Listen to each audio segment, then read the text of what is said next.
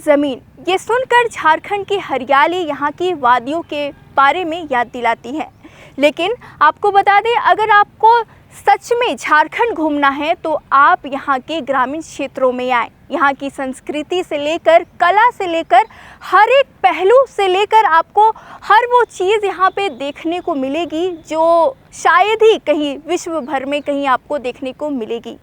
आज हम जहाँ उपस्थित है वो रांची से तकरीबन 40 किलोमीटर की दूरी में स्थित है। ये है पतरातू डैम। यहाँ की जो घाटियाँ हैं ये झारखंड ही नहीं विश्व भर में कहे तो फेमस है। यहाँ की घाटियाँ जो पतरातू वैली के नाम से भी मशहूर है। झारखंड टूरिज़्म को देखते हुए आज पर्यटन मंत्री सुदीव्य कुमार सोनू ने एक प्रोग्राम का आयोजन किया। वो प्रोग्राम का नाम था इन्फ्लुएंसर मीट 2026। झारखंड में ये पहली बार हो रहा है जब झारखंड के तमाम बड़े और छोटे हर स्तर के इन्फ्लुएंसर और कंटेंट क्रिएटर ने इस आयोजन में भाग लिया, पार्टिसिपेट किया। इसमें सुदीव्य कुमार सोनू का मकसद झारखंड की संस्कृति और यहाँ के जो पर्यटन स्थल है उससे रूबरू कराना है, ना कि झारखंड स्तर पे बल्कि विश्व स्तर पे भी झारखंड पर्यटन को विश्व भर दुनिया भर में प्रस्तुत कराने के लिए एक प्रोग्राम का आयोजन किया गया। आपको बता दें कि इस आयोजन में पर्यटन मंत्री सुदीव्य कुमार सोनू ने बड़े बड़े इन्फ्लुएंसर और वो हर छोटे इन्फ्लुएंसर से बातें की, चर्चा की कि कैसे हम झारखंड के पर्यटन स्थल को उच्च स्तर में प्रमोट कर सके। चलिए अब आपको सुनवाते हैं कि सुदीव्य कुमार सोनू ने आखिर क्या कुछ कहा झारखंड टूरिज़्म को लेकर, किस तरीके से झारखंड के पर्यटन स्थल को बढ़ावा दिया जाए, उन सभी तमाम सारी चीज़ों के बारे में आपको आज इस वीडियो में सुनवाते हैं।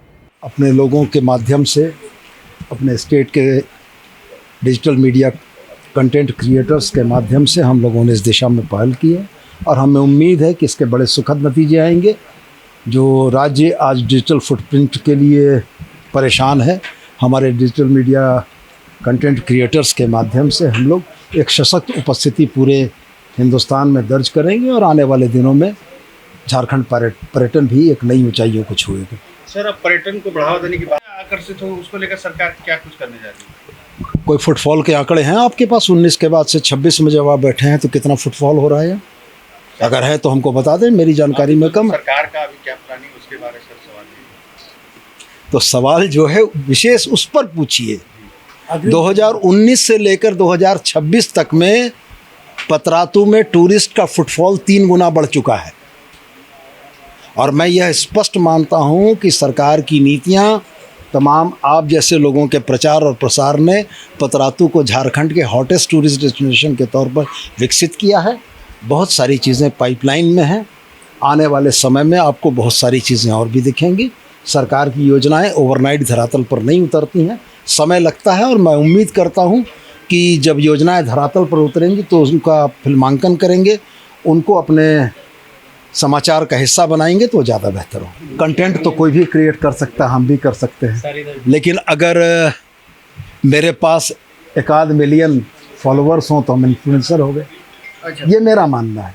ऐसे में मीडिया से जुड़े हुए बहुत सारे पत्रकार जो हैं इंडिविजुअल स्तर पे उन मानकों को पूरा करते हैं, तो क्या ये इन्फ्लुएंसर प्रोग्राम उनके लिए भी है? निश्चित रूप से। ये जो भाई खड़े इनमें से सबके लिए निश्चित रूप से हम तो मैक्सिमम रीच चाहते हैं, माध्यम कुछ भी हो। ऐसा मैंने इसलिए कहा क्योंकि आप पत्रकारों की आर्थिक स्थिति तो जानते ही हैं, ये उनके लिए अतिरिक्त आय का जरिया बन जाएगा। हमने अपने वक्तव्य में स्पष्ट कहा था कि ये 100 की संख्या 100 तक सीमित नहीं हो रही, ये और बढ़ेगी और हम ये मानते हैं कि आप बेहतर कंटेंट अगर क्रिएट करेंगे तो आपको 2 तरफ से आर्थिक लाभ होगा। एक तो JTDC आपको पैसे देगा, साथ में जिस प्लेटफॉर्म पर आप हैं वो मोनेटाइज करके जो पैसा मिलेगा वो आपको अलग से मिलेगा। और हम कहीं ना कहीं आपको प्रेरित करने के लिए, ऑन बोर्ड करने के लिए आए हैं कि कल आपके पास यह भी कहने का रहेगा कि मैं कंटेंट क्रिएटर भी हूं और JTDC का ऑन बोर्ड व्यक्ति भी हूँ।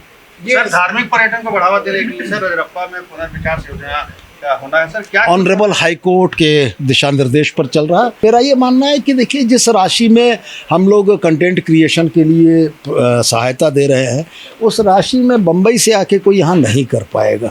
लेकिन झारखंड के स्थानीय लोग हैं, उनके लिए 15,000 रुपये की राशि, 10,000 रुपये की राशि में एक कंटेंट बनाना आसान हो सकता है।